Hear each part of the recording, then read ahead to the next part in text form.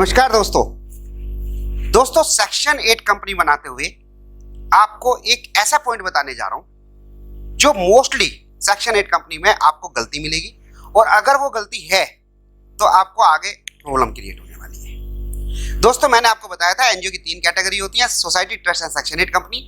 और करंट में जो सबसे ज्यादा बन रही है, सारे ध्यान में रखते हुए, फंडिंग को ध्यान में रखते हुए, इंटरनेशनल इन्वॉल्वमेंट रखते हुए पीएसयू किसे प्रेफर करती है? सेक्शन 8 कंपनी को मैं प्रेफर करता हूं। लेकिन दोस्तों मोस्टली सेक्शन 8 कंपनी बनाते हुए जो कंसल्टेंट को थोड़ा सा गलती कर बैठते हैं, उसे आपको ध्यान रखना है क्योंकि आप उसके ओनर हैं।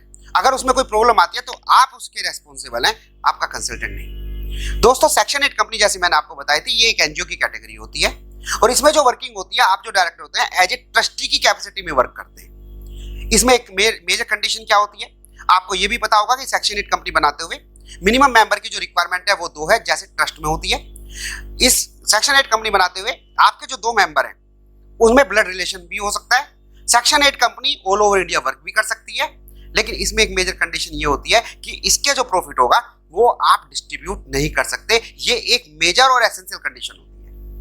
जब आप मेमोरेंडम बनाते हैं तो आप अपने कंसल्टेंट को दे देते हैं कि सर हमारा ये मेमोरेंडम बना दीजिएगा और हमारी कंपनी रजिस्टर करा दीजिएगा।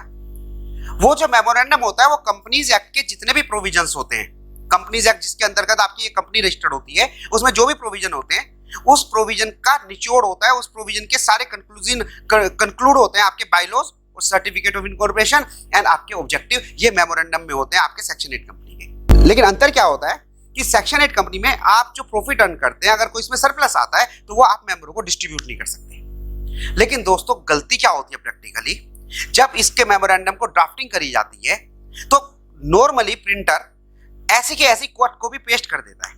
जो कमर्शियल का मेमोरेंडम है उसमें कुछ चीज चेंज करी और ऐसी की ऐसी आपको पेस्ट कर दिया। अब उसमें जो एक क्लोज होता है कि हम जो प्रॉफिट होगा वो डिस्ट्रीब्यूट नहीं करेंगे।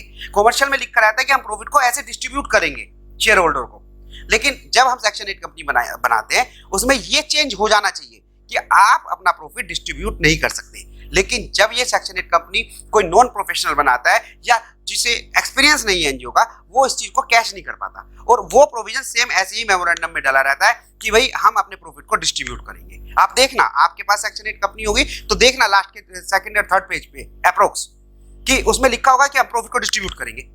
अब दोस्तों जब सेक्शन 8 कंपनी में आप प्रॉफिट डिस्ट्रीब्यूट कर ही नहीं सकते और आपने वहां पे बाय मिस्टेक गलती हो गई, तो बाय मिस्टेक कंपनी अगर गलती हो जाती है तो लोग से माफ नहीं करता। You are the responsible for this.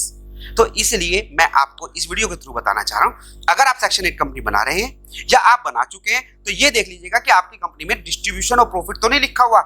अगर है तो उसे रेक्टिफाई कीजिए, अगर आप बनाना चाह रहे हैं तो इस चीज का ध्यान रखिए। दोस्तों बहुत इंपॉर्टेंट पॉइंट है, अगर आपने ये पॉइंट रेक्टिफाई नहीं करा और आपने इनकम टैक्स में 1280G के लिए अप्लाई कर दिया और वहां पे उन्होंने आईटीओ ने, कमिश्नर ने ये पॉइंट देख लिया तो आपका 1280G रिजेक्ट हो सकता है। तो जब 1280G रिजेक्ट हुआ तो आप आगे वर्किंग नहीं करेंगे, आप पे टैक्स लग जाएगा, आपको फंडिंग के लिए रेस्ट्रिक्ट हो गए, सीएसआर के लिए रेस्ट्रिक्ट हो गए, सब कुछ होने के बाद भी आपको सीएसआर के लिए, फंडिंग के लिए सब रेस्ट्रिक्ट हो जाते हो। तो एक जरा सी मिस्टेक कहाँ पे आपको लिए प्रॉब्लम क्रिएट होगी। तो इसी पर्पज से मैंने आपको ये वीडियो बनाई है, ये इन्फॉर्मेशन दी है। मुझे उम्मीद है कि आपको ये यूजफुल रही होगी। चैनल को सब्सक्राइब कर लेना और ऐसे ही यूनिक वीडियो मैं अगेन लाता रहूंगा। Thank you so much.